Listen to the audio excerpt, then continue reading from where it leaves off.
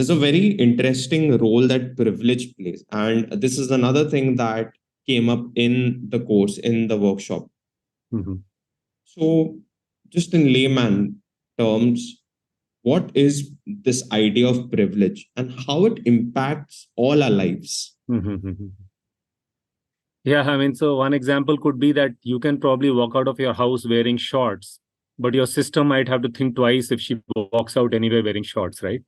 So that is basically what I will call male privilege. Or you could go out looking for a house in Delhi, rent a rental place. But if you're a Muslim today looking out for a house, they might face something completely different. So just by a matter of privilege, or what does it mean today to be a Dalit student in a university versus being an upper caste student? So these are basically examples of privilege.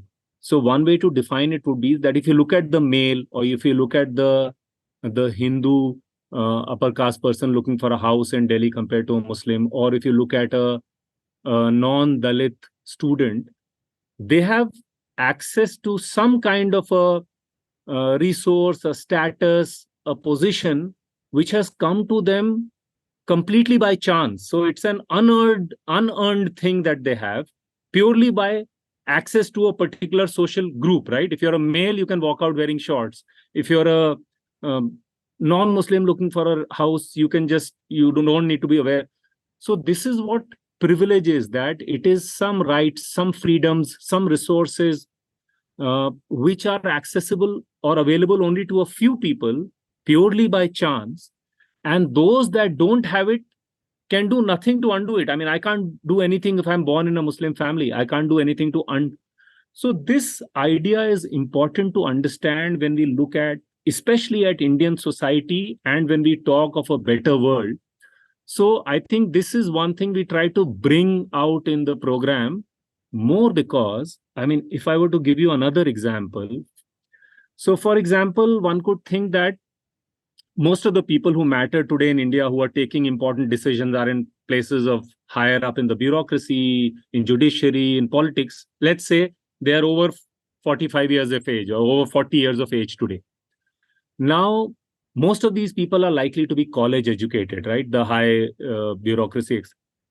If you look at, so somebody who's 40 or 45 today went to college in, say, 2000, right? And in the year 2000, what is called the gross enrollment ratio, or the proportion of population that should be going to college and is actually going to college. Would you have any idea what that was in India in 2000, for example? So like 10% of Indians went to college in 2000. So imagine that people who are currently in all these important places come from that top 10% of Indian society. Even today, only about 26-27% of India is going to colleges, like people who should be in college. So even the next 20. So the point I'm trying to make here is that the viewpoint, the worldviews, the life experiences of people in power is coming from that small, privileged, upper class, upper caste kind of a situation. So for such people, when they are taking decisions about society, when they are thinking about the future of the country, it is so important to know that the life of a villager, or the life of a Dalit, or the life of a woman, or the life of a woman Adivasi. So I think this idea of privilege tries to open our eyes to lives and life experiences we are really far away from. I think that is one. So this program largely that we do with youth and many other programs are essentially about interrogating the idea of development, trying to look at our society. So privilege, I think, helps you look at some of these things. And one or two things I'll add again. I mean, I can keep thinking and talking about all this. Unless we understand privilege, I think there are two big problems. One, we develop prejudices. So, for example, it's quite common for richer people to believe the poor are poor because they don't work hard. So that's a very natural prejudice to have. But it's coming from the fact that we don't understand the life. Like I said, remember that I went to a good school in the 70s and 80s. But what does it mean for a cousin of mine who lives in a village? Does he even have access to school?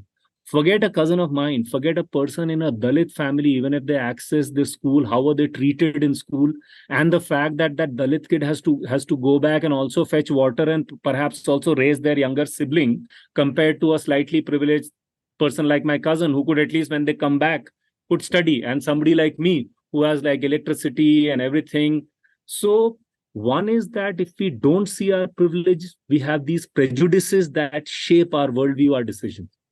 Two, I think the other thing is we have this delusion of merit.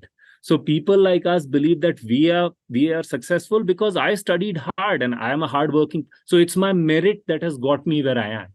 But you might have worked hard, but unless you see those so many things that were stacked in your favor, you tend to overvalue your hard work and merit.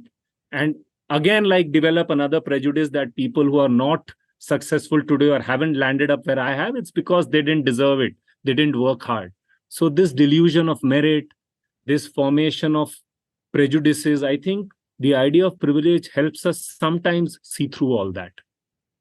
It puts into perspective, like a simple thing like me growing up in a family and in an English speaking family. Absolutely, absolutely, The absolutely. advantages are intangible for that matter. Absolutely. I mean, if I also look back, while my own parents were first generation out of a village, but the fact that we got an English newspaper in the house could have made such a big difference to my life. I mean, not that I was a very regular English reader or something, but just the presence of those things, the fact that you can actually have 15 storybooks on your bookshelves. How many Indian families have some of these things? So all those things make a difference.